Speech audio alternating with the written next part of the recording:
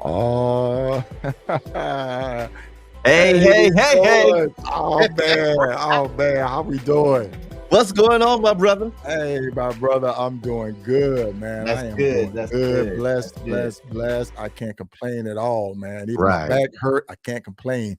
If Oh. my feet hurt, I can't complain. Nah, we got to keep moving, bro. I know that's right. How you doing this evening? I'm doing pretty good, man. I'm doing pretty good, man. Outstanding. Got up this morning, praise God, and just went forward with everything I had to do today, man. Yes, sir. Yes, sir. Yes, sir. Yes, sir. That's good stuff, man. That's People good coming stuff. in, boy, they couldn't wait to the show. Look at them. I'm trying to tell you, Bolo, good evening.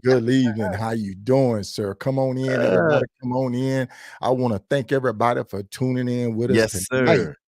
Man, we are excited. We're excited. We're always excited, man. That's right. That's We're right. Man. always excited, man. I hope I'm not drinking too much coffee. That's what I say. What's in the cup? Yeah, right. Like, man, what are you drinking? Marlene, how you doing? I really enjoy seeing you on the Three Flags Classic, Marlene. You look like you was having such a great time. Yes. Always that big old smile on your face, full of energy. Hey, I hope you ride next year Three Flag Classic because it was great. We had a great time. Oh, come on in, y'all. Come on in. Sit back, get your popcorn. And I appreciate you, sir. I appreciate you. Get your laugh box ready. Fit to ride. How you doing this evening? You ready to ride? That's what I'm talking about. Tina Lightfoot, how you doing? Hey, Tina. Thank you. Thank you. Thank you. Look at here. See what I'm saying? The support is there. The support is there. I can feel it. I know it's there, man. As y'all roll in, y'all make sure y'all share at the same time. There you go. Make sure you share. All we need for you to do is share. Hey, how we doing, Russell B? You got it, my guy. You got it. You got it. Y'all do is share. Oh, man. See, you know you hit the big time when Sarge on your channel, man. Right. Shout out to Big Sarge, man. I saw Sarge and didn't get an autograph. What? I know, man. I was, I was in awe, man. I mean, seeing Sarge in the Harley dealership, man. I'm like, okay. Missy cut it up. Hey, I miss cut up. All right. That's what I'm talking about. How you doing? Big G in the house. Yes, sir. Hey, we just trying to let her come. Kim. Ooh, the lioness is in the house. The lioness is in the house. That's what I'm talking about right there. Yeah. Hey, we want to thank everybody. Doug, how you doing, my Hoka Hey, brother? Hoka Hey. Look at here, folks. Look at here, folks. Man, I'm telling you. T-Bone. T-Bone the biker. Get you on, T-Bone. We have to get you on, man. Yeah, man. Share. Oh, don't be laughing, Sarge, man. You know we're trying to get to your status, man. Yeah, right. Hey, look. The one and only. Shakira. How's everybody doing? Hey, folks, we are blessed. We're having a great time with this thing, man. We want to thank everybody. Hey, my guy right here, he's up and coming. I got to get him on. We got to get him on. Staff, man. We got to get staff on. Hey, what's going on, Wolf? Got to get him on. Everybody, we want to thank everybody for coming on. This Jimmy, what's going on? Big G. Oh, Jimmy. Yeah. Oh, man. You off, man? Or you working, man? Jimmy be getting it in, man. He be getting it in. But he stay on that highway, though. Hey, folks. I love it. Listen, we want to thank everybody for tuning in with Riding with KSolo The Podcast with Logic tonight. Yes, sir. We have a featured guest coming on out of Killeen, Texas. Hey, look, you see his shirt, right? Oh, man. I like that. Hey, hey, man, even without the K on it, it still look good. Yes, we know who KSolo is. That's it. April, how you doing? All right, look at that, folks. Yes. Come on in. Come on in. We're gonna go ahead and bring our featured guest in. How about bring him on in, man? We're gonna bring him in, and here he is. How you doing tonight, sir? What up, y'all? What's up? How y'all doing? Hey, man, we just having a great time. Doing what we love, man. Doing what we love. KA Drifta. Kool-Aid. What do you prefer, Kool-Aid or K Drifta? Because I know. Call whatever you want to call, man. Whatever. Hey, man, that's what I'm talking about, man. You call you K Drifta, Cud Drifta, KA Drifta. Hey, there you go. Hey, you KA Drifta, man. Hey, you keep your logic, man. Look here. I'm gonna say them all, so I won't miss the right ones. Thank you, Tony, for popping in just to say hi. Love it. Thank you. Hey, Tanya. Yes. That's my Tanya. right there. Yes. All right. So look, we're gonna dive right into this thing tonight. Yes, sir. We're gonna dive right into this thing, man. We're gonna dive right in it. Hey, Boogie, how you doing? Tell my brother Tank I said what's up out there in Arizona. Oh man, let's get this thing started, Elijah. Yeah, all right, let's do it, man. Let's do it, bro. Let's do it. How you doing this evening again, sir? I'm doing great, man. How y'all doing? Hey man, you see what we doing, man. We up here having a good time. Yeah, having a good time with it. I don't know what kind of coffee KSolo got, but we doing it good. Hey, so we know who we have. I know, right? Hey, man, it's coffee, man. It's coffee. It's coffee. Let me take a little sip right quick. Take a little sip of coffee. It's coffee. Yes, sir. But hey, man, K Drifta, man, we're happy to have you on tonight, man. I've been following you for a while on social media, taking a look at some of your journeys, man, and you've been an inspiration. Hey, Tom, my guy, tea time, salute.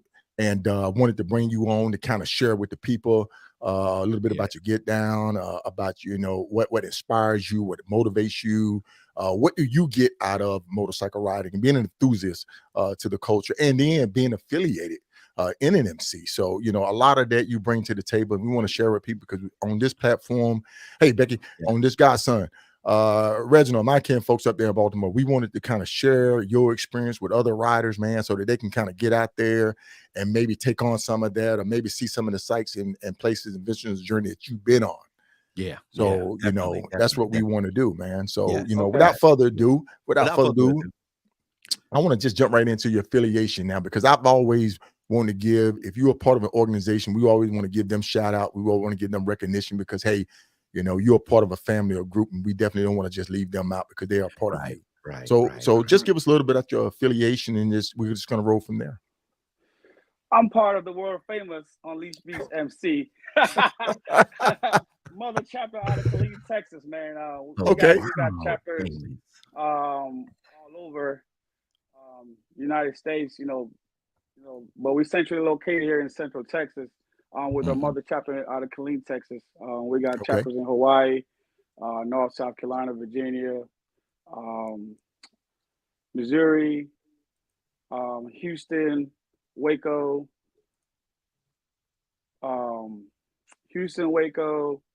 Temple, and so on. Okay. You part of the mother chapter? Are you part of the founding group that started Unleashed Beast? Yes, I'm one of the founders. Okay. That's what's up. I could just say one of the originals. Founder original is one of those names that get mixed up. Right. This description is crazy. I could just say one of the originals. Okay. That's what's up, man. That's what's up, man. I know we had a not long. People don't know we had a long conversation in the pre-production, and one thing I like about what Akule said is how much his organization is involved in the community. That's one thing we want to definitely point out, how much they're involved, giving back to the community at large in which they ride in. Right. That's right. It's a must. Yeah. Yes, sir. As a matter of fact, y'all have an event coming up that you're going to be giving back to the community. Yes, we got a trunk or treat for the kids. We do that every year. The kids come out and get free candy, free food, free drinks right now. And then right after that, we're going to roll into Thanksgiving. So we fed over close to 400 people last year. And it's just not for the homeless. It's for anybody in the community that needs to eat. If you down about to go to McDonald's, you see that, you come on and get a free plate. And we cook all the food. There ain't no store-bought food. We actually cook it in the homes and bring it and serve it hot. You can sit down. We got a clubhouse out. You can sit and eat, watch the football game, watch TV, whatever you want to watch. Got a couple TVs on the wall. So you could sit down and watch. So watch TV and enjoy your meal. Yep. Yeah, that's good. And how long have you been with your organization? From day one. From day one, man. Yeah, we've been out about that original that founder. Okay. Yeah, close to 13 years. We start off with 3 chapters: Waco, Prince George, Virginia, and Killeen, Texas. Okay. Y'all started with 3 chapters. Yes. Man, that's impressive right there, bro. I mean, from the little bit that I've learned and understood about motorcycle clubs, man, that's impressive to start off with 3 chapters off the bat, bro. Right. Yeah. That's outstanding, man. We came a long way, and we got a long way to go. We're here, we're riding and learning as we go. Yes, sir. Okay. That's good. So I know, Solo, you got that. He did his introduction, man, introduced his organization. You know, Solo like to kick off them because see, Solo got to get that first question in, because if he don't get it now, I'm gonna get it in. I know, right? I gotta get it in, man. I gotta get it in. I know, man. I love it, man. But my thing is, man. My thing is, man, is hey, shout out to everybody. Hey, but what I try to do, man, is I always feel as though if you're part of an organization, you should give that recognition to your organization, man. You know, you're proud to be in it. Yeah, it's a must. So we definitely, that's why we do what we do, man. That's why we do what we do. Yeah. So, and there's another thing that the 3 of us have in common. And folks, we're just kind of, you know, letting people tune in right now, get going, chime on. But in the pre-production, we had this discussion. We all are veterans, correct? All of us, all of us. There's one great branch on here. Then there's the other 2. You know, I'm just saying. You know, the Air Force ain't got no planes. The Army got more planes than the Air Force. See, FYI. And look here. They I don't know how are you gonna say the Army? The ground pounding, dirt digging guys got more planes. Hey, you're breaking up. I'm about to lose your signal, Logic. I'm about to lose your signal, man. That's right. Go Army, man. Go Army. Go Army. Hey, man, we love it. Hey, all y'all commenting Army all day, go Army. I'm gonna hit this delete button. Hey, Logic. Don't be like that. Go ahead, stand up. Don't be like that. Hey, this is what we got coming out, man. This is gonna be coming out with the ride with KSolo Fire. Hey, don't be like that. Don't be like that. Oh, man. So my shirt said "Make rides, not excuses." That's right. Make rides, not excuses. Rides, not excuses, man. Hey, look, don't be like that.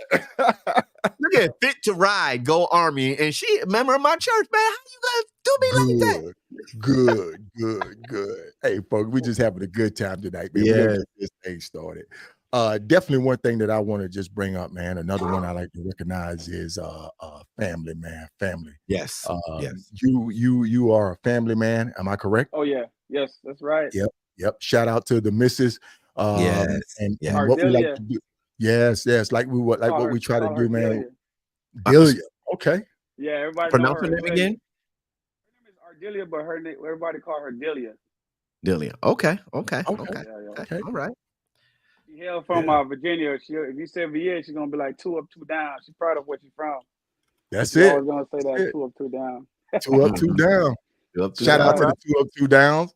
All right. Man. Oh man. So on that note, we're gonna talk about balance, man, priorities, and the support that is key into what we're doing. And folks, if you're just tuning in, we have Kool-Aid, aka KA Drifta, on with us tonight out of Killeen, Texas. Yes. We're just getting this thing started, man. We've been talking about affiliation. Now we're going to go into a little bit about the family life before we get to rolling into it, because, you know, all of this ties in, all of it connects to the rider, to what we do. And without that support, you know what I'm saying? We can't do what we do. We can't go out there with a peace of mind. We can't go out there and ride and enjoy and get that thrill out of this without that support from home. So that's what we definitely want to just talk about for a quick minute, if we can, sure. You know, if you're open to it. So Logic, I know we had talked about support because, you know, your wife supported you coming to the RTE and on the road. Yes, sir. I could not do it without her. Really, with her in my ear, and then when I'm on the road by alone solo, she's always there to support me, give me my prayers and everything before I roll out the garage. And I was taught a long time ago, you know, make sure you leave home okay. leave home okay, so that you can be on the road and your mind can be straight while you're riding on the road. And then having that communication with your spouse or your significant other, when you get on the road, at least you get out that garage okay. You communicate on the road, and you're going to come back home because they're praying for you. Right. Yes. Drift, I mean, the support that you get, because you into long distance riding, man. You 4 corner, lower 48, all over I-10 to the end, man. Talk to us, man. Share a little bit about that. How it's there, that feeling of leaving, that feeling of coming back home. On the road. If you need a hotel room, she's there to pick that phone up. Talk to us, because man, we had a good time. If I need to bring up the pre-production tape, I got it recorded. Because you're like, Solo, you recorded. I'm like, So one of the traditions is practicing at home before I go. It doesn't matter if I leave at 12 at night, 2 in the morning. She'll get up and pray with me, hold my hands, and say her prayers or whichever way. So I always get a prayer from her before I leave. I mean, I remember one time I left the house and I was riding one of these dusty roads in Iowa, Idaho. I don't know the difference between one of them daggone states.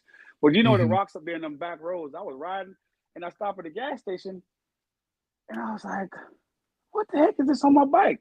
She had put oil of the cross on my bike. Okay.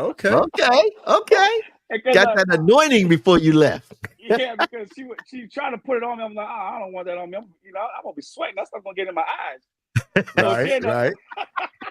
Right. Me. Good deal, man. Good deal. The whole bike was by itself. Like all the dust and the imprint of it was just sitting there in the front of it, just by itself going down the road. Okay. Okay. She always got my location. I'm trying to call me. I'm always she always know where I'm at, wherever I ride on the road. So got my location going with that, and my close family members have my location. So at least 5 to 10 people got my location where I'm at. If I'm by myself, I'm with somebody else. It's just one of the things we do. Yeah. So. Okay.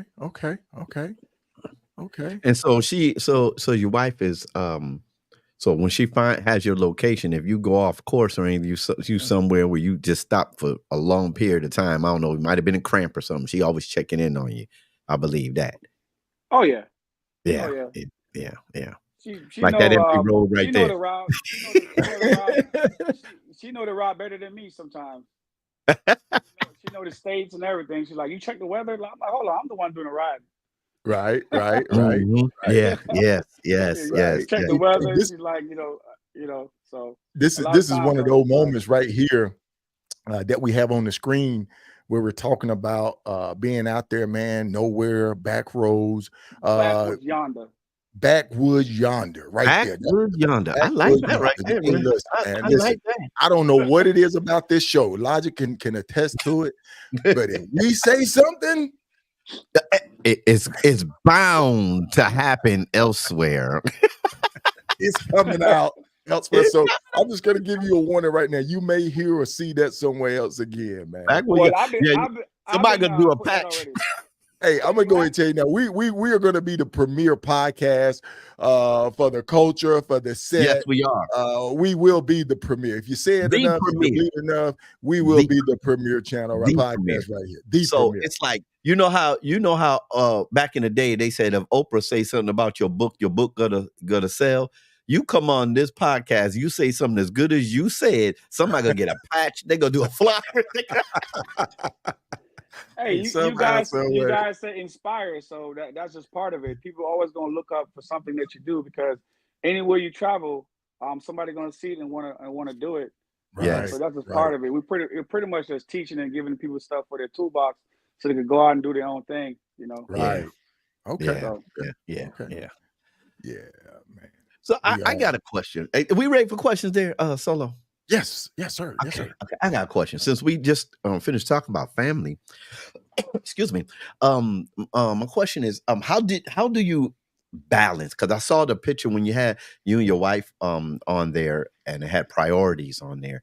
How do you balance your club affiliation, your club responsibilities with your personal life, with your family, and the pleasure that you have. You got balance, priorities, and support. So how do you balance those two?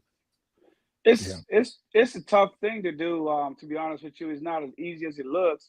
You got to have a conversation, and sometimes the conversation don't end the right way. Sometimes somebody else, get upset, or the other person don't like what's going on. But if you got something to do, just how you get it done. But there's always a conversation about where you're going and how long you're gonna be gone. How much, so there's a financial piece in there. You got to make sure you take care of the bills at the house, right? And and other things you got to do, take care of the cars, the business. I say the vehicles, not the cars, but the vehicles and the business. Right. So you just got to make sure all that is taken care of, and then you got to make sure you have enough money to go out there and do what you got to do. Well, hold on a second. Get closer to the mic. Get real close. And say that again. Joker, man. Then you got to have the money to finance yourself to go out and do what you got to do, so you don't have to get on and ask people for money. You mean to tell me I can't take my rent or my mortgage money and go out there and do this ride and then worry about the rent mortgage when I get back? If that's what you choose to do, that's on you. I ain't gonna tell you what to do. You're like, yeah, you can do it if you want to. Yeah, but that don't work out over here. We don't do that. Right. And that's a wise comment right there, that we always have to make sure of when we get this thing that we love, when we have loved ones at home, we can't leave the house empty. When I mean empty financially, empty morally, empty spiritually, we can't leave the house empty. So that balance is very, very extremely important. And that's good. That's good. Yes, sir. Motorcycling is not cheap. It's very expensive. It's for very sure. Yeah. Like the one guy who went viral, man. He said, "Don't ride no effing Harley if you ain't got no money." If you don't got no money, you ain't got no money. So God's son, no, you can't leave the house broke. God's son say, "I can't leave the house broke." Nickels and pennies. That's right. That's right. Hey, but you know what though? When you love this lifestyle, man, and we're gonna jump into the preparation phase of it. When you out there riding, man, you getting that bike ready. You planning your trips. That's one thing that you have to really do, and you can't just stress it enough to people. And for all the people that's new, that's tuning in, or like I say, every month somebody's buying a bike. Every month there's a new rider joining a club. You see what I'm saying? Every month.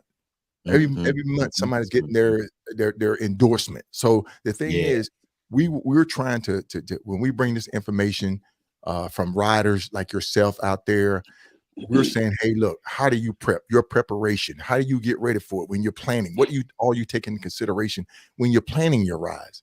You know what I'm saying? When you're sitting there saying, well, okay, I want to do the 4 corners, because we talked when you were planning to do your 4 corners ride. You said, hey, Solo, I want to try to reach up there and maybe hit Alaska. And I said, hey,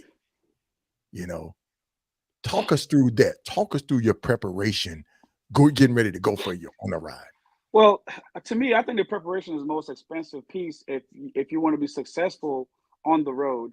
If you don't prepare your bike and your mind and your body and your soul to get on the road, you broke down the first 100 miles, or you fall apart the first 100 miles. Because I think, to me, I think the first 100 miles is the hardest, because you wake up, be all pumping, next thing you know, you're 80 miles in, you be like, why am I doing this? It's like, man, I'm tired already. I still got 12 hours to go, and then I get a burst of energy.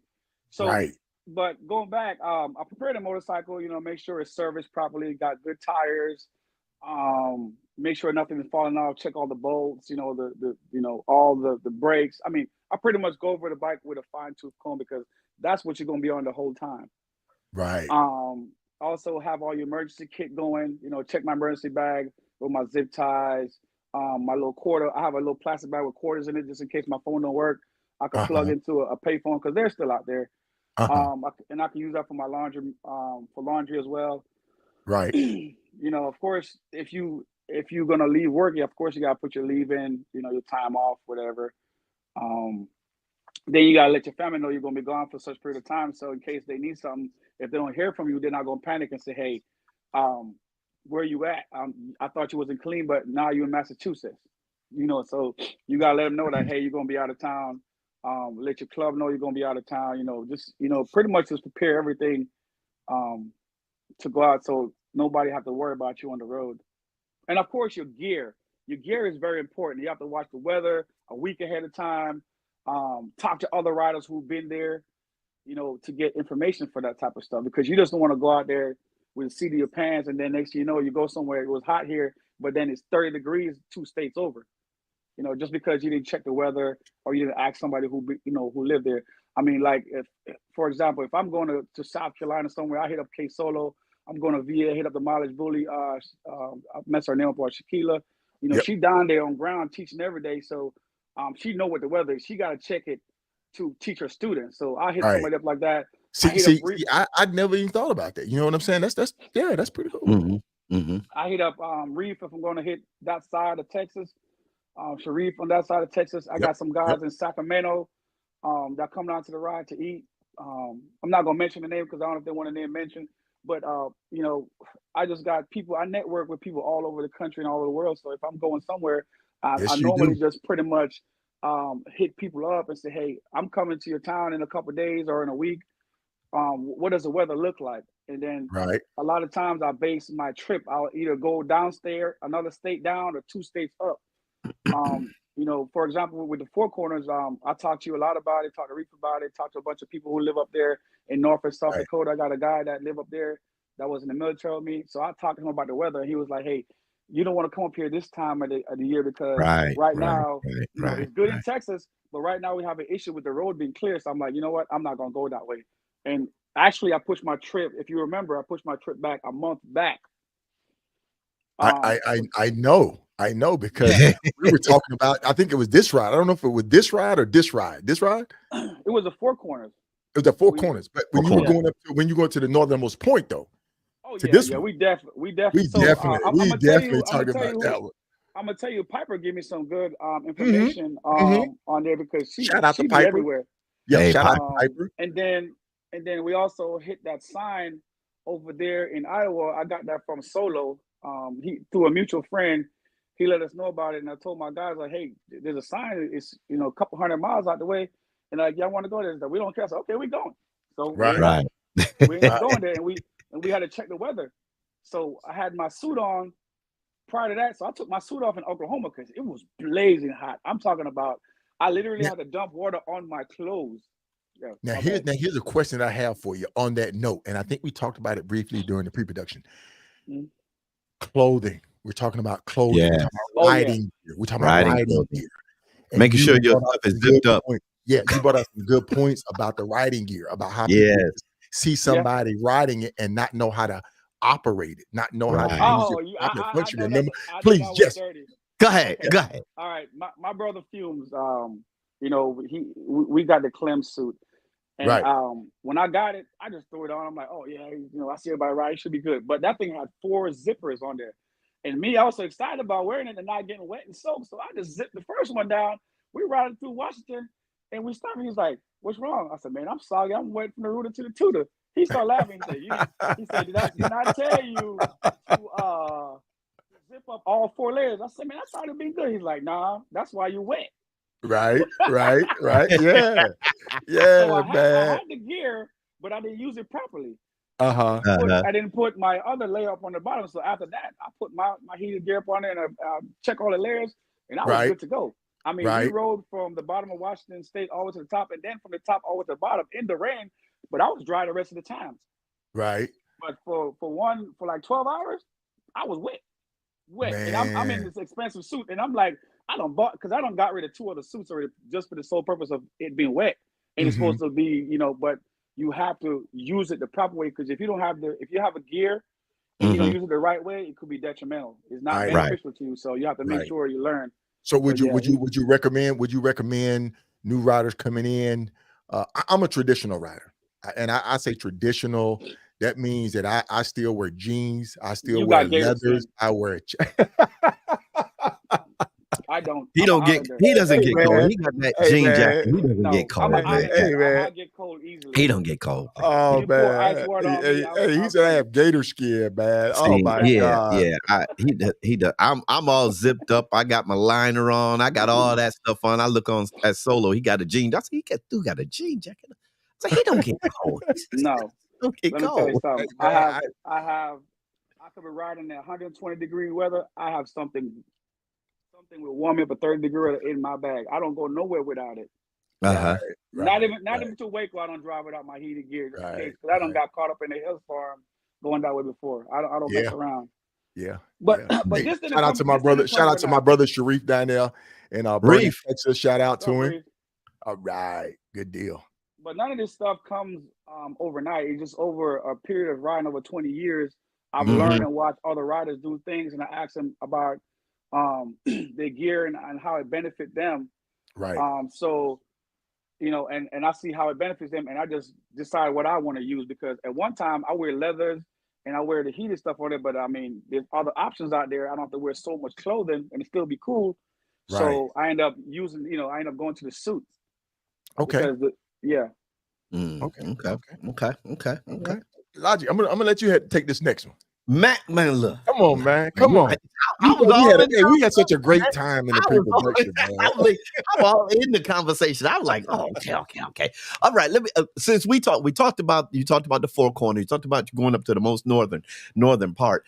What was the most rewarding ride? What was your most rewarding ride? And what made that particular ride stand out?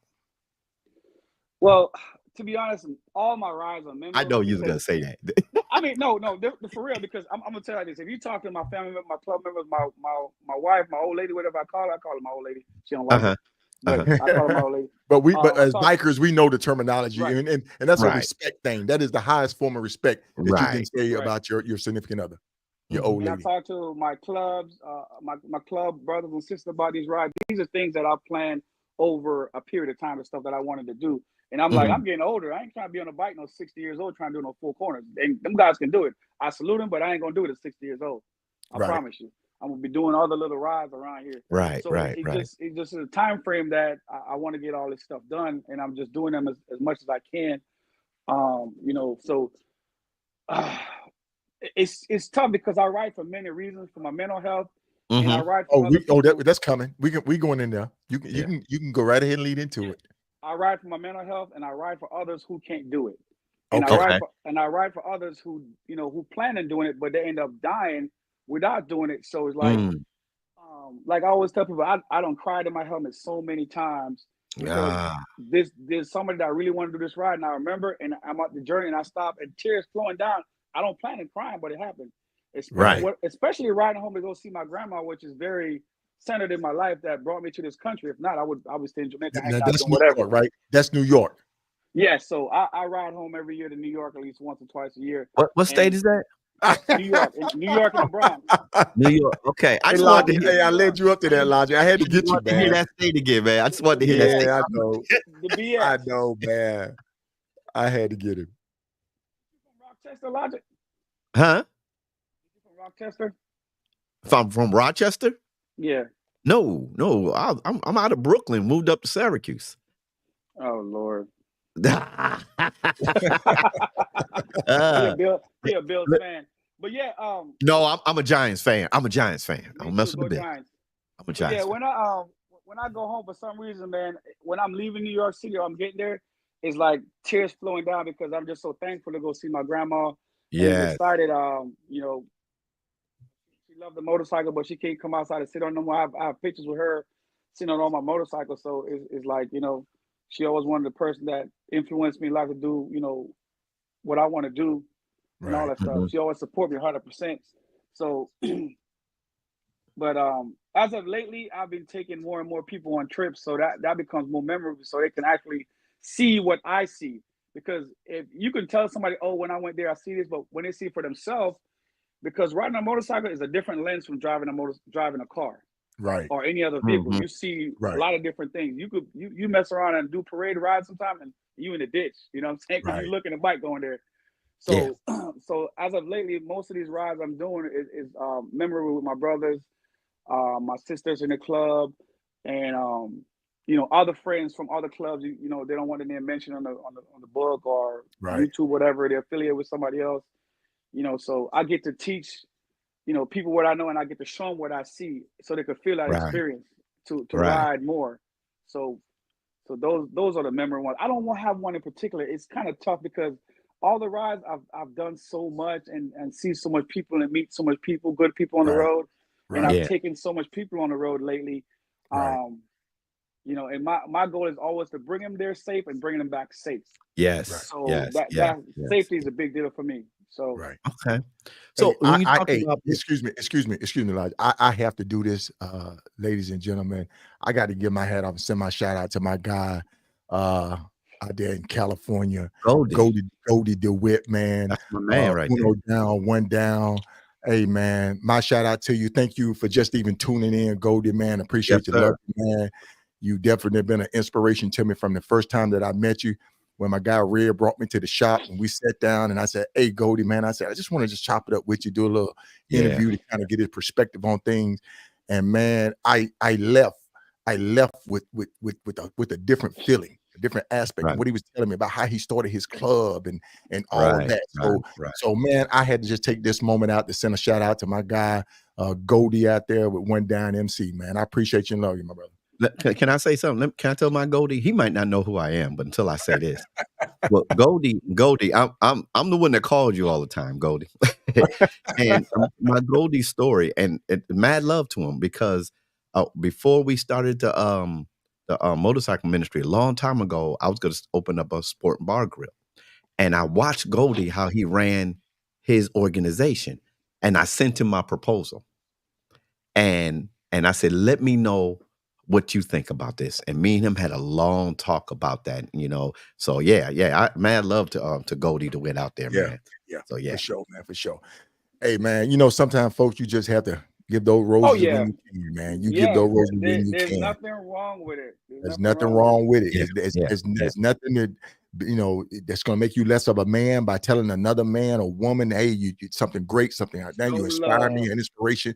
Because the thing is, man, is after you in that coffin, after they close it, come on, man. Hey, you can't say it. And that goes to that mental health. We're gonna get back to that PTSD. Yes, Kool-Aid was leading into that mental health and the ride and how it helps. It helps different people with the PTSD. Different people have different levels or different reasons why they have that the PTSD. But riding helps calm that and helps soothe that. So Kool-Aid, go ahead and talk about that, because you were leading into that. Oh, the PTSD thing? Oh, or the mental health, just the mental health thing altogether. The riding part of it, the mental health, what it does for you. You know what I'm saying? Because Logic, we're gonna have to do a show. We're gonna have to do a show on PTSD and how it plays in with motorcycle riding. And I think you and I can talk about that one. Yeah, we can. Yeah. Yes, sir. Go ahead. I'm sorry about that, man. I mean, you know, I don't have hair on my head, but when my beard be blowing in the wind, it just feels good. Hey, look. But you maybe not the camera down, man. Maybe not the camera down. Logic can't grow a beard or hair on top of his head. You hurting, brother. You hurting. Oh man. No, but the riding, you know, keeps me calm, keeps me centered. Riding a bike down the road, especially when there's no vehicles around. You know, a lot of people don't like riding on the I-10, but you know, if you get on there and there's nothing else on there, man, it just opens up a whole different thing. You just get body rolling.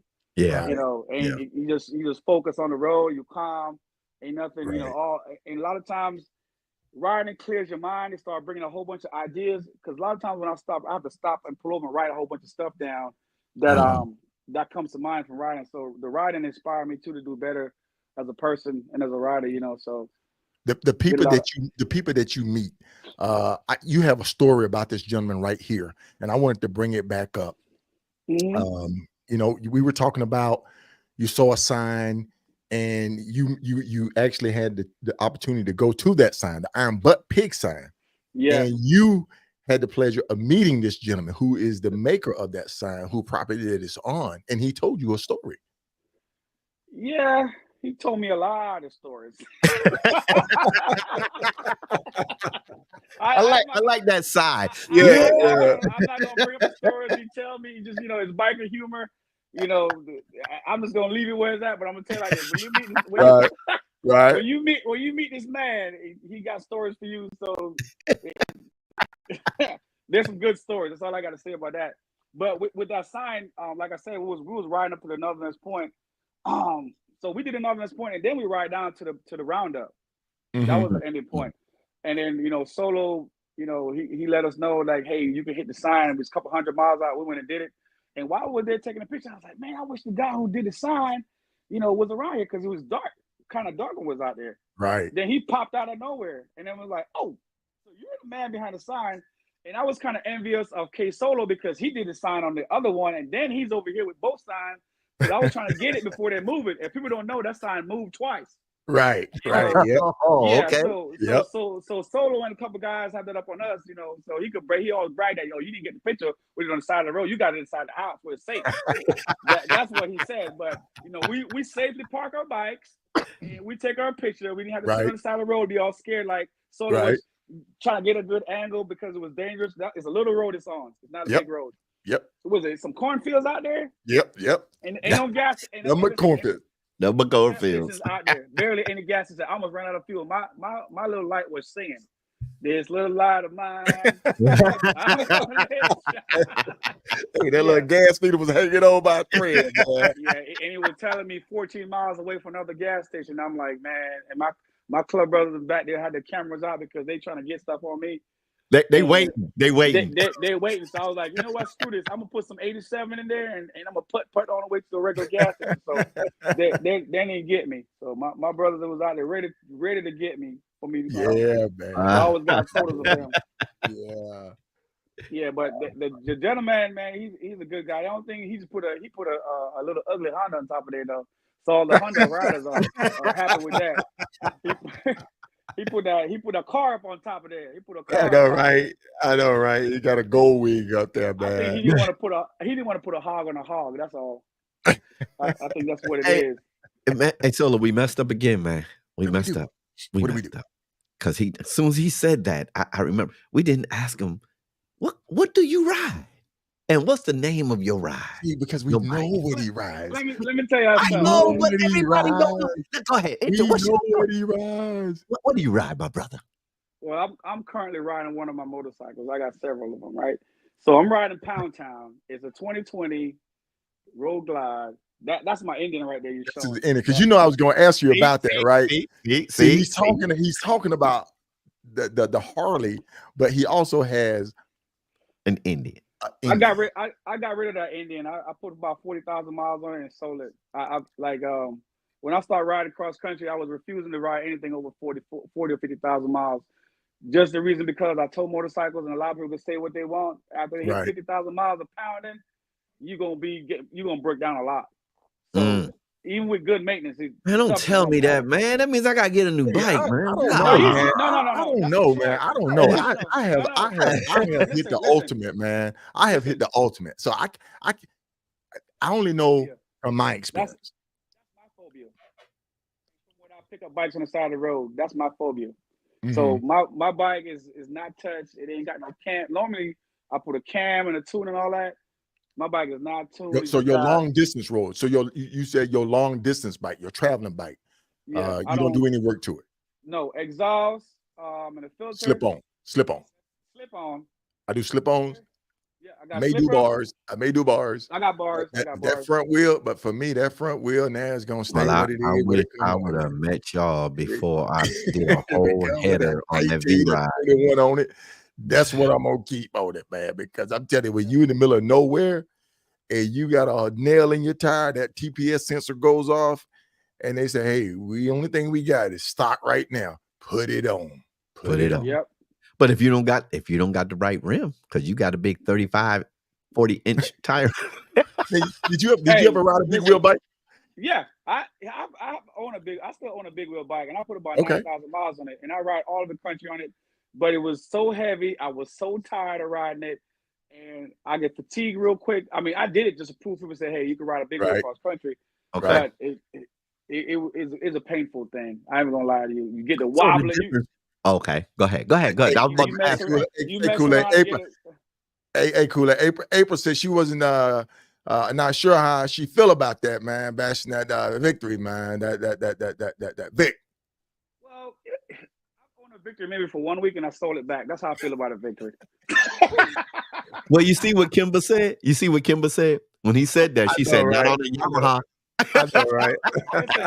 Listen, all motorcycles break down, okay? They all break down. That's true. That's true. Listen, I own a motorcycle towing company, and I got pictures of every brand motorcycles on my trailer. Hey, folks, we can give a shout. Hey, give a shout out to your business, man. We ain't no shame. Give a shout out to your business. Pick up motorcycle transport. That's okay. Pick up motorcycle transport. The name I pick up. You break down. I pick you up. You pick up motorcycle transport. So if you in the Killeen, Texas area down there, folks, hit up Kool-Aid, man. You got some issues.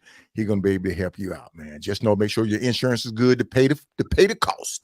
If I break down way up here, I'm not too far from Killeen, but way up here, I'm gonna call Kool-Aid. I'm gonna say, look, man, I'm up here in Plano. Man, Logic, you close to home. You ain't gonna come pick you up. Just push that. Hey, I'll go as long as your money go. I promise you. Hey, I'm gonna tell you how much it costs, and then you pay for it. I'm gonna show up. Oh man. Hey folks, I just want to thank everybody for tuning in. Yes. Great time, great conversation.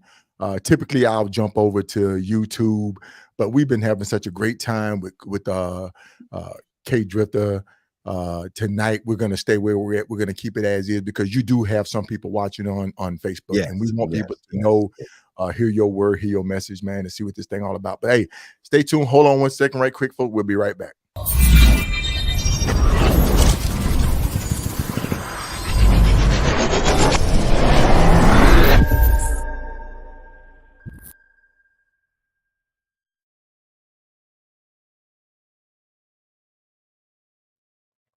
All right. We're back. We're back from the commercial break. We got to go. Hey man, we need some sponsors. Hold on. Listen, if you watch the show and you want to advertise on the podcast, hit me up. Let's talk. And when we do our break, we can run your advertisement on the podcast. Hey, we want everybody to enjoy this. So folks, hit us up on the inbox. We're going to respond to you. We have questions coming in, and we're going to get to those questions too. But we're gonna pick right back up where we were at before we took the little break. But don't be like that though. Hit him again with it. Don't be like that. Like that. If you will see this brand coming up, you will see this slogan coming out. You bring your positive energy. Don't be like that. Don't be like that. If it's not positive, okay. Let's talk to Kool-Aid. I'm here. Hey, Kool-Aid, man, we're gonna have fun with this thing, man. A lot of times we love doing what we doing, man. We love people like yourself coming on with a inspiration, man, with a smile on your face, and positive energy, man. We love it. You bring positive energy to the show, and we love it. Yes. And I really enjoy. People don't know that we spoke behind the scenes in the green room, in the green room, and normally we do like a 15-20 minute, a green room talk about what we're gonna do. But I think we was back there for about an hour. An hour. I said, this is the show right here, you know. Yeah, we like. I said we could have recorded that, and played that, but then y'all would miss it. Y'all would. Kool-Aid, what would you tell? We got people on here. You got ground pounders on here. You got people that just be starting to ride. What would you tell? What advice would you give to someone that just want to get out there? Watch this and ground pound. Maybe get in a club or just get out there to explore. What would you tell somebody that's new out there? Well, you gave me like 3 or 4 different questions. I know. I said you can pick. You can pick. So let's start off with the basic stuff first, like with the MC, right? So a lot of people don't know. I prospected for my club for 2 years, right? I met my brother Pop. He's the founder of ULBMC, along with other members. We met through my children. They went to the same school. They were best friends. And then he's like, "Why don't you come out and hang out with us, man?" I said, "Okay." So I was just going for 2 years, riding around, ain't doing no. I mean, just riding, just having a good time, learning the culture, whatever. And then one day in front of Applebee's was a bike night. It's like, vest. It's like, you've been prospecting, you was doing everything we asked you. The whole time I was prospecting, I didn't even know. Like honestly, some clubs you were prospecting. Right. And that's like almost 20 years ago. So prospecting then and now is a little bit different for some clubs. Not all clubs do the same thing. Right. So you have to find a club that's that fits you, like-minded people, and then you join the club and go through the motion of prospecting, hang around, prospecting, and then be a vested member. All right, now for the next question for the ground pounding.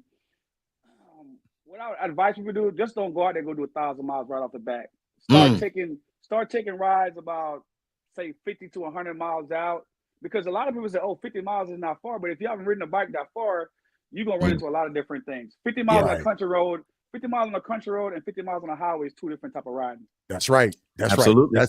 That's my thing. That's my thing I live by, man. Mm-hmm. So you want to take your time and build your endurance up. Make sure your bike is the right bike for the road and for long distance. Not every bike is good for long distance. Right. Okay. Some people's like, I'll take any bike cross country. Bull crap. If you're not a good mechanic, or you don't have the right shops to go to, or you don't have a pit crew out there to support you, you're gonna crash and burn out there. Okay, if you ride a wrong motorcycle out there. Right. So pace yourself, do a couple little charity rides, because then it's gonna help you know how to maneuver through traffic, how to ride with different people, because every state you ride is different. Okay. Like, you could think you could ride in New York or Chicago or LA. You started mistaken. You have a culture shock riding for around real. somewhere. Yeah, for real. Riding in Texas. If you only ride an open road in Texas and you mess around, go to Houston or Dallas, or ride through Killeen, you're in trouble. You're in trouble. Or even ride in Canada. You gonna have. We're gonna talk about that. Yeah. So I'm gonna tell you like this. You have to pace yourself, make a couple trips here and there, and see how your body, because it's all about muscle memory riding a motorcycle. Right. You could be the strongest guy out there. That's right. You mess around and drop the bike riding an hour. We talked about that. We talked about dropping the bike. You feel like jelly. So you have to build up your endurance and your time. Just don't. I mean, some people do it. Don't get me wrong. Right. Hey, some people are built like that, but for me, it took over like the course of. Right. Like Solo is. Which I was. He's an anomaly. Because I seen some of the stuff what he was doing back in the day. He started off and built himself up. So don't listen to that. He got that gator skin now. Before he had the sheepskin. So he started off with sheepskin. Now he got gator skin. But yeah, you have to build yourself up, man. Build your, and also your pockets up with some money too. Keep going back to that. Keep going back to that. You gotta get you some sponsors and some people who gonna help you out. But just have some money. Yeah, have a couple dollars. You're gonna need have a couple of dollars. You're gonna need them. You're gonna need them. Mario, my guy in Seattle, Washington. How you doing, man? Hope you're healing up good out there, my brother. Yes. And what's the other question? I answered the MC and the ground pounding part. What was the other question? I forgot that. I'm old. I gotta get to. I said just somebody that just want to start out. I mean, you said the ground pounding, but just somebody that just want to start out, just exploring. I may ride, but I want to go and explore. Okay, like I said, if you live in a town, travel 100 miles from your town, do some turn and burns, and come back and see how your body feels. Mm-hmm. Because I'll do a turn and burn in Florida, and come back and go to work, and nothing happens. But I brought people to Florida with me to do a turn and burn, and they have to take 3 more days off. Wow. Because the body's worn out. You catch my drift? Yeah. Our club, 5,000-6,000 miles a year. And most of the stuff we ride through, you can ride one ride is 400 to 500 miles when we ride from here to on the backside of Houston, or we go to the field meets somewhere else out of town. And a lot of time we bring new riders, they get tired, they're fatigued. Sit down and wait, so you have to start building yourself. Do small rides. If you live in Killeen, I would advise you ride to Dallas, come back. Ride to Houston, come back. Ride to San Antonio, come back. Take a trip up to El Paso. And El Paso is another 2-4 states. That's right. That's right. That's exactly right, man. Whew. It depends on what time of the day or night you ride El Paso. You may have to stop somewhere and chill and sleep. Right. Yes. So because they got some big old bugs out there. They got construction, and it's not for the faint of heart riding that ride. Right. Every road in Texas is under construction. I'm sorry. Go ahead, bro. Yeah. So you basically gotta build yourself up, and don't let nobody talk you into stuff, because you end up hurting yourself, and then you end up making an enemy out of that person, or friendship loss. Because I've seen that. But you have to build yourself up. You have to pace yourself. Yes. riding. Don't let nobody say, "Oh man, I'm a ground powder. I'm about to go to California. You want to ride?" You mess around and get to San Antonio or the back roads of what do you call it, Iran, back there somewhere, and you be like, "This ain't for me." And then you stuck in the middle of nowhere. The guy got to keep going because you're in the middle of nowhere. Now you stuck in between 4 hours back from where you live at. Okay. So go ahead. Because I got two questions. I got two questions that come in. So go ahead. When you finish yours, I'm going to ask you these two questions. Yeah, you just got to pace yourself, man. Okay. Pace yourself. That's good. And also, gear is important. Gear. I can't stress gear. Like I have I travel with 5 pair of gloves, right? And they're not all the same type of gloves. Right. You lose one glove here or drop one glove. I can attest to that. Drop a glove and stop. Like if you go to one of the drop one at night in the rain, you can hang it up. I dropped one of my Ken Phoenix glove, heated glove. They're not cheap. Nope. In the rain on 95 at night, a black glove, it was lost. I got a glove in Wyoming. by the Wyoming side. Hey, if you lost a glove somewhere, folks, comment. Say, I've lost a glove before. I've lost a glove. I've lost a glove. I've lost a visor. I'm riding in Florida, and one flew off going to the what's the western point? What's that point called over there in Florida? I was Key West. Key West. I had one. I stuck it in my little water holder, and I'm about to grab it. I think flew over the bridge. I was mad. I was mad because that's one of my favorite gloves. I just cut a hole in it. Oh man. Hey, we're gonna ask this question right quick from Jake. Jake said, "Do you remember your first long ride?" Woo, man! My longest ride, first long ride was from here to Atlanta on my ZX14. Okay. From Killeen, and that's way back in the day.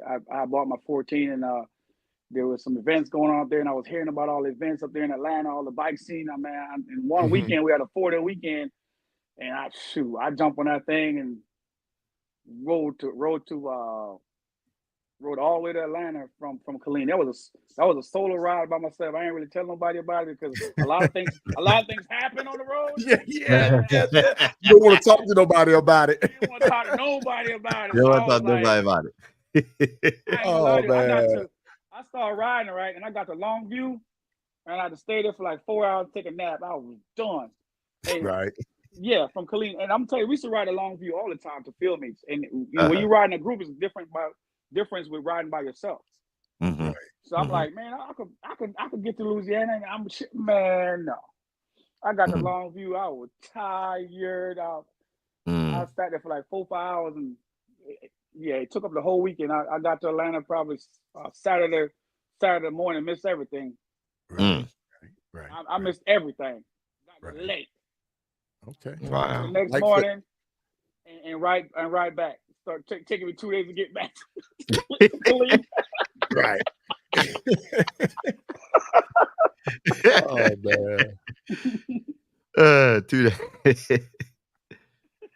You see Lightfoot question logic? Huh? No. Lightfoot's question, where is it at? I didn't see it. I'm looking for it. I don't see it. What ride would you ride for an overnight of a bunch of? Oh, there it is. What that? Oh. What does it mean? I can't have clarity on that. What ride would you ride for an overnight of a bunch of new girls? Basically, what Lightfoot is saying is, if you have a new group of female riders, and I don't like to say female riders or male riders, I just say riders. Just riders. A new group of riders. Overnight ride. What advice could you give them as far as prepping? So say if they're going to take off at like 6 at night, and then they're going to ride through the night. So for one, right, they need to know they got to make sure their motorcycle, of course, I always go back to maintenance, right? Mm-hmm. And also make sure the gear is right. Then you got to see what the weather is like, okay? Also make sure that there's emergency crews nearby. Make sure there's hotels and stuff like that, because for me, riding as a male is different from riding as female at night. And people could say what they want, like male, female. A lot of times you gotta keep that in perspective. It's still human beings. Right. So, and their mind frame has to be set, because, and this is proven, Females get mad at each other and split and go crazy. A man will suck it up and ride down the road, and then they deal with it there. Females got to do it right now. She said, I got to fix it right now. I got to do this right now. So yeah, you have to make sure that. Hey, look, ladies, okay, they did a remote. They did a remote. Hey, look, man. I don't know who hit you up, but somebody just shut your phone down. Then you pop back in. It is what it is. It's proven. I've seen it. So the female mentality of riding and male mentality of riding is different. Yeah, so they have to get their mental straight. Riding through night and riding day is different. Yeah. So and you have to check the roads for construction because at night, the traffic pattern changes. Right. You think you're going straight and they don't have no line. All they got is cones. So you literally got to be up to see where these cones are at or all these flashing lights are at. If you can't see good at night, that's one of the things you got to figure out too. There's male and females out there who can't see at night. Right. So you may ride 60 miles an hour, the other person back there riding 30. And you be like, what is wrong with you? Why you won't speed up? Because they can't see. They can't see. They can't see. Are they nervous? Yes. It may turn into they found out they're not good night riders. Right. It may be one way over a tall bridge, like one in Louisiana or in Texas. And then you be like, and then your legs start shaking. And I ride across bridges that when I look down and stop at traffic, I'm like, man, I'm for the split lane because it ain't a split lane because I'm nervous. The bridge is shaking. Right. I gotta go. Right. So you got to put all that in perspective: the rider skill, the weather, the motorcycle, and the will to ride at night. Right. Yes. Yeah. And you got to. Hey, Greg Hens, thank you for tuning in out of Montana, man. What the weather like right now in Montana? Well, you said a lot, and listening to KSolo, Reef, yourself, and a lot of other riders, I always say it on you. I'll be sliding my little comments in while you're talking. I'm like, well, I should have met you when I first started riding because I broke all those rules. I mean, I did. I broke all the rules. People ask me about my ride to Key West, and I say, yeah, I did it. The way I did it, I will never advise people to do it my way, the way I did it, because I broke all the rules. We could have lost our lives the way I did it because I was ambitious. I was ready to go, blah, blah, blah, blah. And so that information you give and you gave tonight is very valuable and vital for people that want to get out there and really do it right and safely. So thank you for that. Thank you. That picture is way out there. Go get it. Hey, talk to us about this. I've been to this location before, the Harriet Tubman mural, and took the tour and actually went out to the island. Were you able to go to the island to take the tour? I missed the boat and I had to go. So basically, I was coming back from visiting my grandma. That's one of the trips I went to go visit my grandma. Was that the recent one or that we just talked? No. That was another trip. Right. I take a lot of trips. But that's good. That's good, man. That's good. And speaking of other trips, we talked to you about taking a first-time rider out with you, and then we talked about you riding in a group. That was one of the topics we were going to talk about tonight. You ready to jump into that? Yeah, let's do it. Okay. So a new rider just joined your chapter, your club. How would you take him out? How would you prepare him for it? Would you let him ride for a couple of months first, or would you just say, hey, let's go, man? You need to, because I know some clubs they don't mess around. I'm not gonna call it a name because but some club will put you out there on the super slab as a prospect, or as soon as you get your pass, they're gonna expect you to be blasting at 95 to 100 miles an hour in a group. Side by side almost, you know what I'm saying, a stagger. So how would you take a new rider out to start getting that first set of yonder, that first long stretch of highway? For one, in our motorcycle club, you have to own a motorcycle to join a club, okay? Bam, there it is. Man, okay.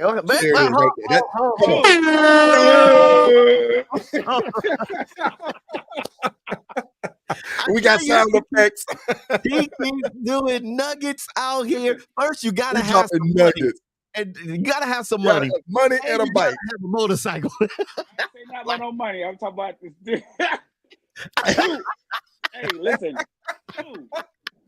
Two, you gotta cross 2 or 7 state sign in our club to join the club. And each state sign is 4 to 5 or 6 or 9 hours away. Okay. We live in Central Texas. So you're gonna get some miles. You're gonna get some experience. Absolutely. So when it's and then, like I said, we average about 500-600 miles on a weekend when we go on trips for event and you're prospecting. So so they're gonna be experienced. They're just not gonna doing 1,000 miles in a day or 900, but they're gonna be ready. Okay. Yeah. And you took a new rider with you on this trip here, didn't you? No, not that. That was solo. That's a solo ride for myself. I did a solo ride by myself. I rode from Killeen to Canada to visit my brother. My brother lives in Canada, and I went up there. I haven't seen him like in 15 years. I went up there and seen him in Canada, and I also hang out with Lost Gypsy Nation. I met those guys several years ago, and I told one day I'm going to stop and see them. So they were in the same area as my brother, so it was like a one band trip. But I've taken new riders, man. From different times, cross country, cross, 12-hour ride, 1,500 mile ride one way, 1,500 miles back the other way. But what I do, I always brief them up. I let them know what gear to pack. Make sure their bikes is same thing I do for myself. I do for the riders who are gonna go with me. I make sure the bike service have some gear. A lot of times they don't have all the gear like I have, so they're gonna feel some pain. They're gonna get cold. They're gonna be hot. But do you give them advice though? Listen, I give them advice. I give them advice, and they're grown men and grown women. And sometimes they don't like to listen. They have to get their own experience. So once they experience that cold and that heat, the next time we go somewhere, they got that gear, and they always talk about it. That man, I was cold and Kool-Aid was warm. Yep, I told you to bring it. We got a question coming. Elijah, which one you got? You see Pink Panther? Can you see her question? Yeah, Pamela Pink Panther. Okay. So, as a female, you gotta take precautions, right? Yeah. It's a whole different world out there. I would advise you to travel as far as you can go daylight till it gets dark, and make sure you know your stopping points. And also make sure you got the right gear. Make sure your bike is ready. So I'm not gonna tell nobody to do it, not to do it by themselves, but because it's a great experience. But you got to take more precautions than ever, So you got to make sure you and don't ride a bigger bike that you can hold up. If your bike fall down, you ride it by yourself, you're going to catch hell picking it up. Right. You're going to mess around and go to a gas station and your leg turn jello. You think you put your stand on the bike's going to be on the side. Right. And Lightfoot is talking about that now, about getting new students. Lightfoot, we're going to have to get you on the show. So, I think they should plan their trip ahead of time. Weather, plan where they go, their stopping points, all that stuff. They got to plan everything to the T, and have some people in different places. If you need some help, you can get there. Your roadside assistance, your license, your insurance, all that stuff. You carry, bring your little pea shooter, put it somewhere in the bag. You may need it. Just don't try to take it to Canada. Don't try to take it to Canada. You can't cross the border. And let me say this to all those that carry. Let's say it like that. In the state of Texas, y'all know we have that you don't have to have your license. I've been trying to tell people this. You don't have to have your license in the state of Texas, blah, blah, blah, blah. Okay. When you cross state lines and you go to another state that has what they call a reciprocity, that they accept Texas license, right? You need to have your license. Right. Don't go to another state and say, oh, well, Texas, we don't have to have a license. Well, you're not in Texas. You're going to be cuffs. You got it. Exactly. So that's just some free advice for some people out there. Free game. We dropping nuggets. We walk around with nuggets, just pull them out, throwing them down. Put that in your toolbox. Right. Okay. You gotta. It's just not for females alone, but you have to plan your route. You have to plan your ride. You gotta plan it. If you don't plan it, you're just not gonna go out there. So so you gotta plan it. Okay. Oh man, folks, we thank everybody for tuning in tonight. We're having a great time. with my guy Kool-Aid, aka KA Drifta. And there's a little story behind that. How you went from Kool-Aid. Here we go, man. Come on, man. You know we're gonna talk about it. You already know we're gonna talk about it. Well, Kool-Aid never left. Kool-Aid is always gonna be here. Right. So you want to know how I got my name? Yeah. Okay, so while I was prospecting, I used to hang out with my big brother, Pop. He's the national president for Unleashed Beast MC out of Killeen, Texas. So basically, I used to hang out with him all the time, go visit his dad, his mom, his parents, and every time I go there, I always joke about. They was like, "What you want to drink?" I said, "I want some Kool-Aid." So every time I get there, his dad always got me a picture of Kool-Aid made. Mom, his close relatives and close friends always got me Kool-Aid. So when I guess he told his dad I'm going to get passed in, his dad was like, "You got to name him Kool-Aid." He always asked for Kool-Aid. so that's and then I had a good friend with his name Kool-Aid. I had to let him know. I said, "Hey man, I'm in the Jordan's motorcycle club. They gave me Kool-Aid." He's like, "Cool." He didn't have a problem with it because a lot of times people get names and somebody else get a name. Some people feel some type of way. Right. So I had to clear it up. And how I got to KA Drifter, I got this a guy I know in the club. Like everywhere I go, he always like, "Man, you drifting all over the place, man. You didn't name you a drifter. You didn't change your name to Drifter." And then I had a friend with the same name. They spell the name D-I-T-E-R, but I spell my name D-R-T-A. Right. And I also let that person know, like, hey, I got a name going to add to my name. How you feel about it? To me, I think motorcycle protocol is kind of like a respect thing. It's because a lot of times people grab stuff in the motorcycle culture, just do it because they feel like they can do it. But if you respect that person that has that before you, you always talk to that person about it. Right. So I got cleared for my names, and I earned my names. I just didn't come up and say, "Hey, my name is Black Hulk or Black Jesus or something." Some people come in the culture and just name themselves. Like, come on, dude, how you gonna name yourself? Right. You gotta earn your name. Hey, I got to send a shout out to this young lady right here, Michelle Dawson, aka Ladybug. We go way back, Ladybug and I. And I remember when Ladybug wanted to ride. She wanted to get a motorcycle. She was like, "I want to ride a motorcycle. I'm gonna get me a motorcycle." She's from New York too, by the way, you two. Say that. New York in the house. Brooklyn's in the house. I'm sorry, I haven't. Brooklyn, Bed-Stuy. She's probably gonna the Bronx, the BX. The BX. Do or die, man. Do or die, man. Do or die. Do or die. Best one. Oh man. Do or die. Five train.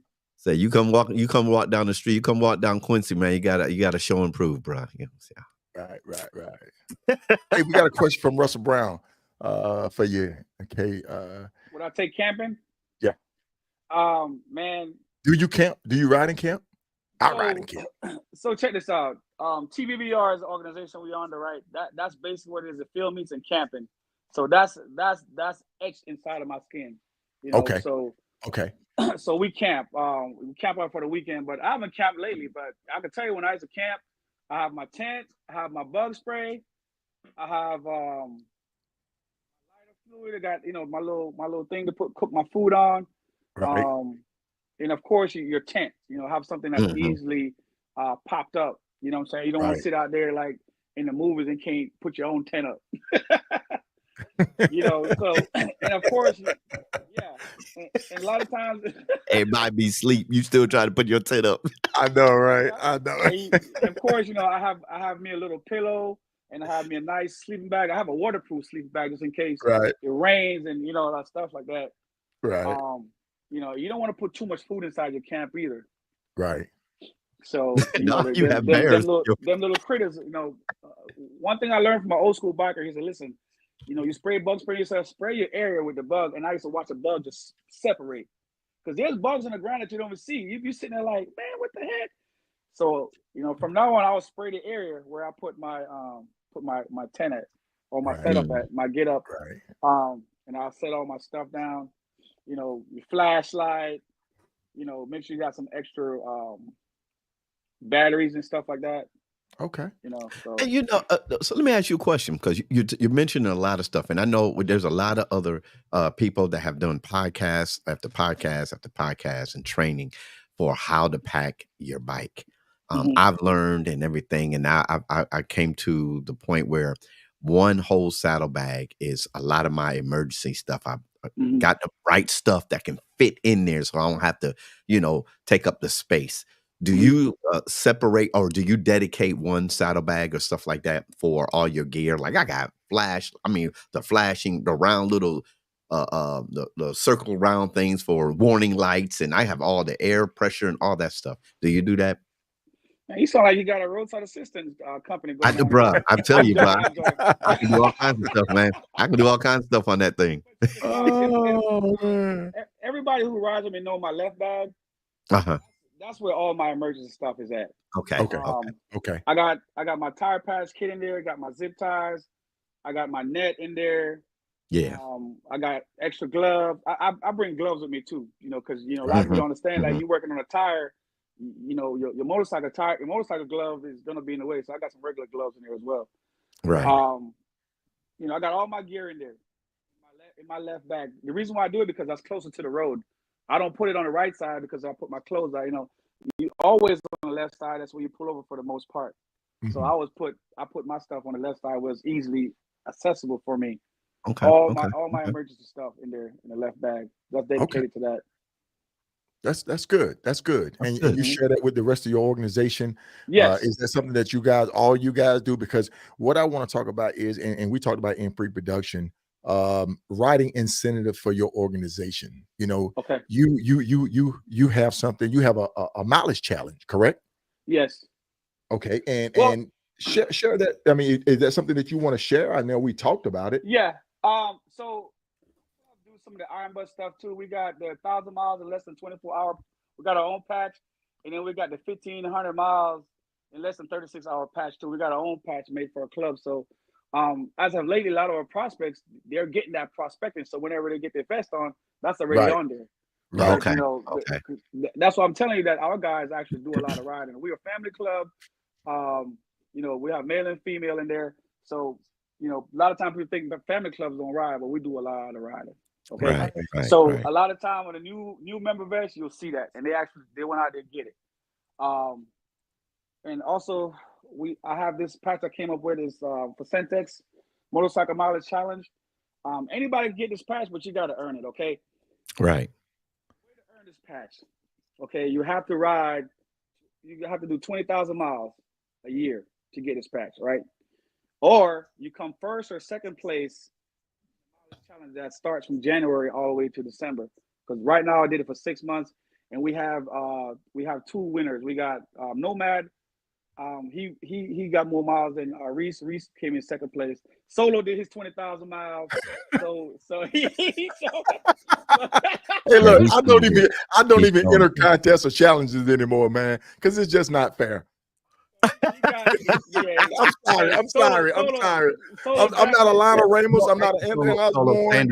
Stand up, Solo. Or Greg Rice. I'm not those guys, man. Okay. I gotta stand up. Don't be like that. Don't be like that. Look. Where is it at? Don't be like that. Yeah. So Logic. So check this out. He jacked me up, but I was walking in the hallway trying to go use the restroom. I come back out. He's like, "Hey, Drifter, I heard you got a patch. I earned that patch, right?" I'm like, "What are you talking about?" He's like, "You ain't got my patch.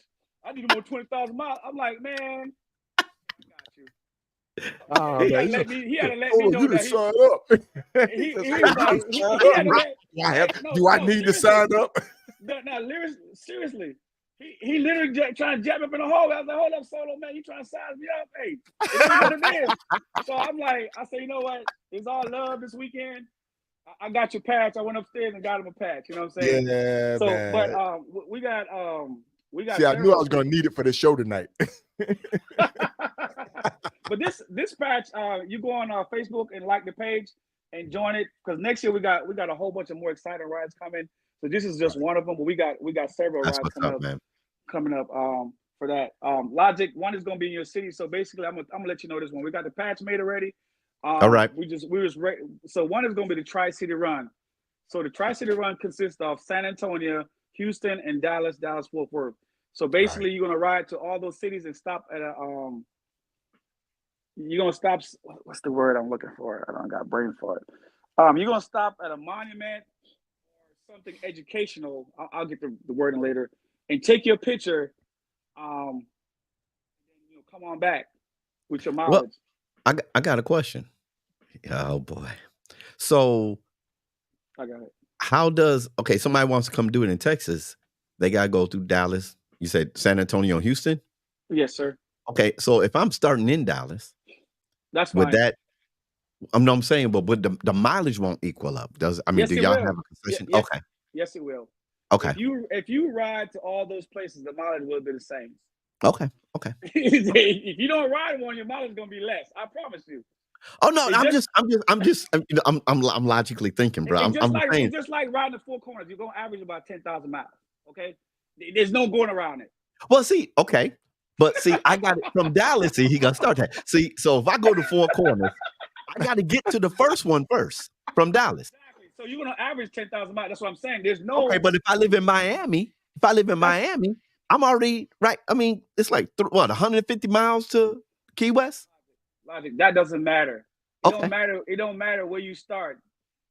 It don't matter. You can start in Canada, but you got to go to Houston, San Antonio, Fort Worth, Dallas to get this patch. I don't care where you come from. Okay. It's just like the Four Corners. I live in Texas, right? I had to ride to California, Washington. I could choose to come down or go across. I choose to go to the top because I was like, that's what I'm going to find out. And that's what I did. I found out. I went to the top. Me and my brother Fuse went all the way to the top, went up the main, shot all the way back down to Key West. You're gonna average the mileage is gonna be the same. There's no get going my around patch it. ready because I'm coming to get it. Yeah, don't, like somebody said, don't worry about the ride, don't worry about the miles, worry about the adventure you're gonna be on and see all the stuff you're gonna see in Dallas, San Antonio, Fort Worth. You're gonna see some things. Now you said go to y'all page. So that I'm just giving you before we do it. We got the patches ready. We're gonna write it up soon. We're waiting on some more things to come through. This stuff is not overnight. When you do stuff like that, you got to make sure everything is in place. Right. Absolutely. Just in case somebody asks if you got to travel from Miami to come up to San Antonio, which you still got to do it. Right. That's awesome, man. That's great. Yeah. That's great. Yeah. Yep. Also, I also have one ride from is the I-10. So basically, you start from Beaumont all the way to El Paso. I talked to Sarge already. He says cool with it because he got his own I-10 thing going. I-10 to the end. Yeah. So like I said, you always want to follow some type of protocol. You just don't go out and do things because you don't want to cause risk. And that's one thing. There you go again. I like that you're doing. Folks, when you in this social media podcast world, you think you're broadcasting live, you think people are tuning in, but and I've always said this, and I realize that the MC set has gotten smaller. And when I say it's gotten smaller, social media has made seeing what's going on in California, going on in Virginia, going on in Texas, going on in New York. You could just on a click of a button know what's going on. Right. So with this social media thing, and here you say you reached out to Sarge, just sit there and say, I don't want to overstep. Is there any issue with it? That's respect is there, man. And I appreciate you even just saying that. That's positive. That's positive, man. And that's what we Solo and I are always pushing the positivity and respecting people. A lot of people, they really harp on the negativity and they harp on disrespect. Yeah. And we're not trying to push that. We're trying to push positivity, trying to get people together to love on each other as brothers and sisters on these twos. And that is wonderful. That's great. I like when you said that. There's room for everybody. There's room for everybody out there. The key is just gotta talk. Just gotta conversate. Have a conversation. Just like there's different channels on we got cable TV. There's like 1 billion doggone channels on there. Mm-hmm. Just like you can go to any channel on your TV, you can go to any podcast on YouTube, TikTok, and all those other guys. You can go to anyone, and everybody don't have to be hating on each other. That's my infomercial. Hey, listen, we're gonna have to do a part 2. Okay. Yeah, man. Look, see, this happened last night. We still have a ton of more questions. We have a ton of more questions. This what happened last night, man. I know. Hey, check this out, man. I want to give a shout out to some of my admin on my page. I got a small page. I got my sister Cut Up. I got my sister Stitch on there. my brother Pop. I got I got Kodak, and I got crap, I forgot his name. He gonna kill me. My brother out of California, he's on there too, but he's not a big Facebook type of guy. But I just got people centrally located, different places. So whenever this thing blasts off, big shout out to my brother Cornbread. He's on here. I see him. That's Cornbread. Yeah. I took Cornbread out. I took Cornbread out with us to the Nothing's Point, and man, he has a great time, man. I've known Cornbread from a long time. Shout out to you, Cornbread. Yeah, Cornbread out there. He's one of our ground pounders, man. He's a mile eater. That man be tearing it up. That's what I'm talking about, man. That's what I'm talking about. Yeah, yes, sir. Absolutely. Hey, man, what is this, man? What is this, man? You stop and smell the roses, man. Do you really stop and smell the roses? Photoshop? Is them glasses Photoshop? Nah, man. You stop and smell the roses. Hey, that's right outside of Chicago, Illinois. Before you get to crazy ass Chicago traffic, man, we stopped. I didn't even know it was there, so we stopped and got some fuel.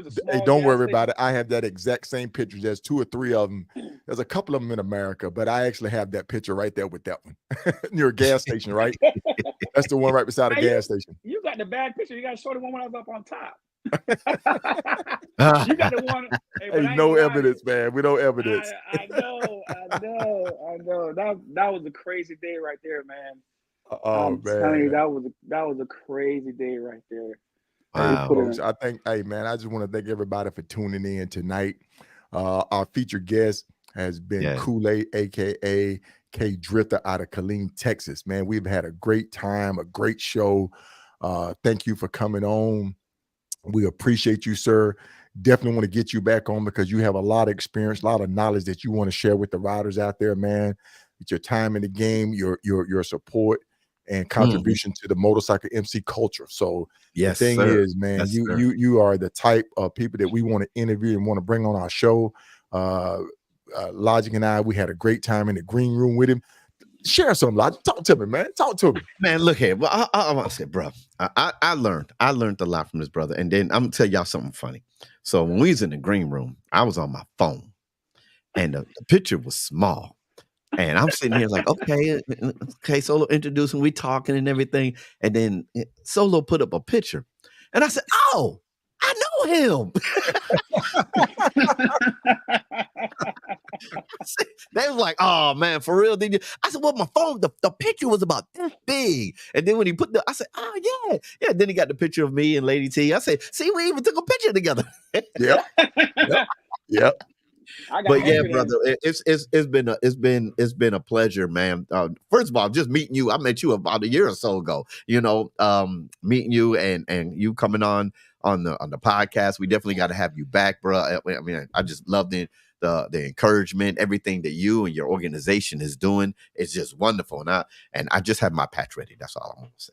I got you, man. I'm gonna tell you like this, Logic. We're gonna take you on some rides with us, some field meets, so you can hang out. So, we based our stuff around the field meets and helping the community, man. We got one of the biggest field meets out here every year. It's normally the last or the third weekend of June. So put that on your calendar, come out and show support.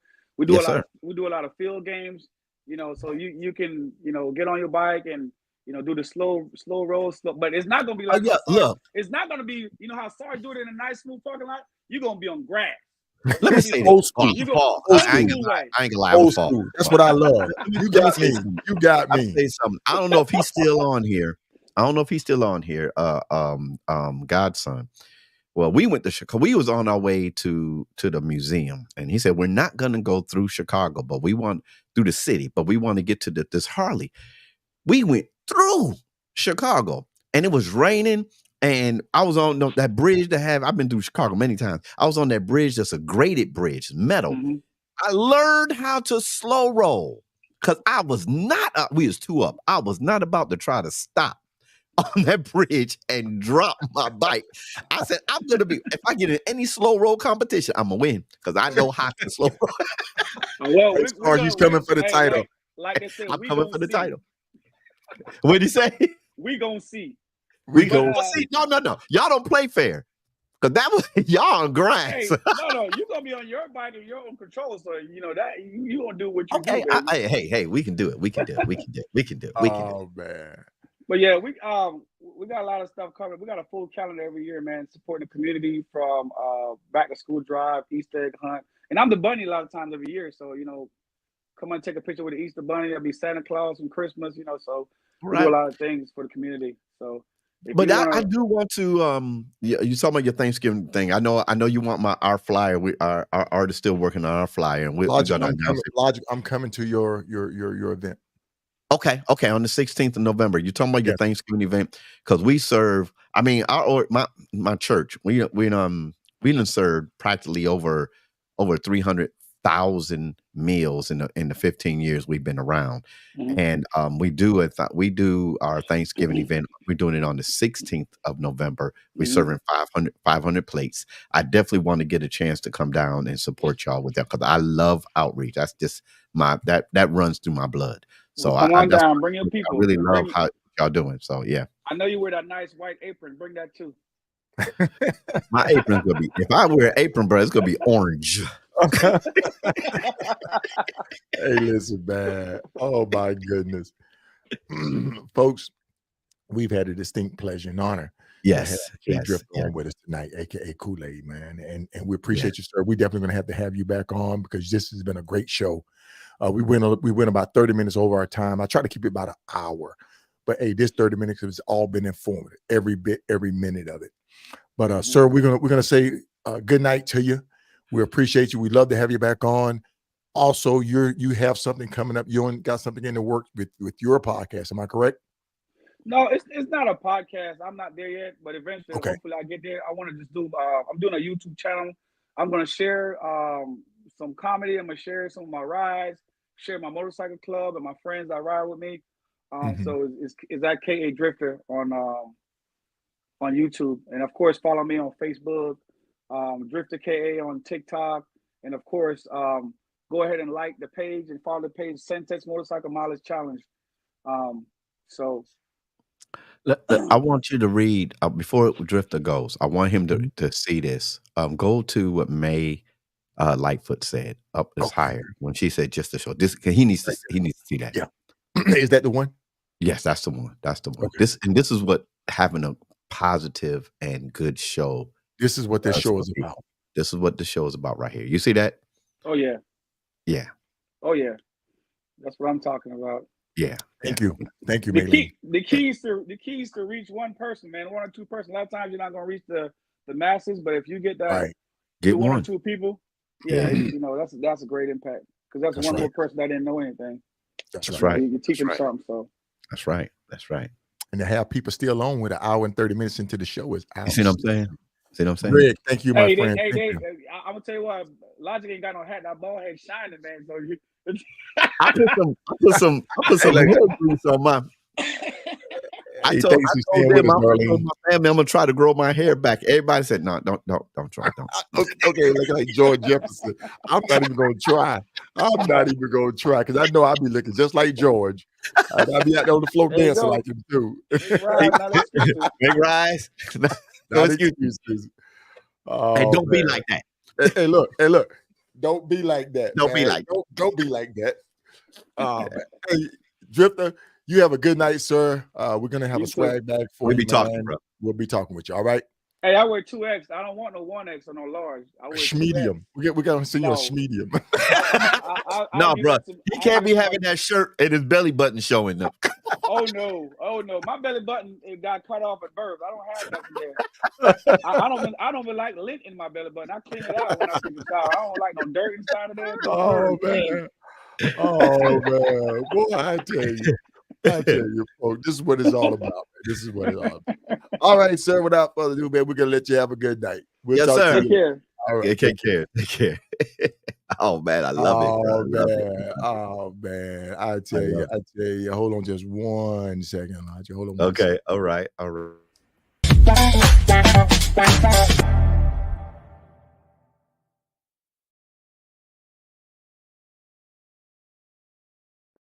See, he surprised me with that, y'all. I didn't even not know that. This is the after hour right here, the final countdown, man. How did we do tonight? Oh man, we did. I think we did great. I'm looking at all the comments, and everybody thinks to say it's a great show. This is what we want to bring to y'all out there to be the premiere. We will be the premiere. We will be the premiere podcast for the urban and not just for the urban community, for everybody. Everybody tune in. Listen, if you have this energy, if you have positive messages you want to get out, hit us up on the inbox. We'll get you on the show. We have people hitting us up, lining up. Yeah. Things are getting full. Time slots are getting full. Right now, we're just doing one episode a week. But who knows if we need to maybe think about it. But it's all about timing. It's all about time. We're still trying to get our feet wet. We're still trying to get the show up and running, get our equipment right, get our sound, to get our image and everything coming across in a professional manner. Got the sound coming through. Sound's coming through. Hit me with it one time. Hit me with something. That's not us. That's not us, man. That's not us, man. But the thing about this, you're right. That's not us. The thing about this, we can program this. That's right. And we can make our unique sound. So yeah, we're holding it. We're holding the door open for you to leave, folks. You guys can go ahead and leave. Yeah, y'all can leave because we just have leave. We're just in here open the door for you because we hate to see you go. We hate to see you go. We hate to see you go. And listen, y'all, I'm gonna go ahead and say, I'm gonna say, y'all done heard it about 100 times. We're all about positivity. Okay, Solo said, y'all hit us up. You know, we may want to bring you on. You have to have that positive attitude. You have to have that good spirit. You have to, the show is Riding with KSolo, the podcast with Logic. You can't come on here not liking KSolo and liking me, not liking me and liking KSolo. You can't. No. It don't work that way. It don't work that way. You may not like KSolo, but you love Logic. But come on up here anyway. No, we don't do that. We don't do that. That's not how we get. Don't be like that. Don't be like that. Hey, listen. Don't be like that. I'm gonna send you a shirt, brother. Don't be like that, man. Don't be like that. Thank you, folks. Thank you y'all for being here this evening, though. Yeah. Listen, we're gonna go ahead and shut this thing down as y'all walk out the door. Hey, and remember, aspire to inspire. Aspire to inspire. And if you do that, you would definitely be legendary. All right, Logic. Yes, sir. For all you bikers out there, ride hard, ride safe, and always ride on faith and keep it logical. All right, folks. Y'all have a good night.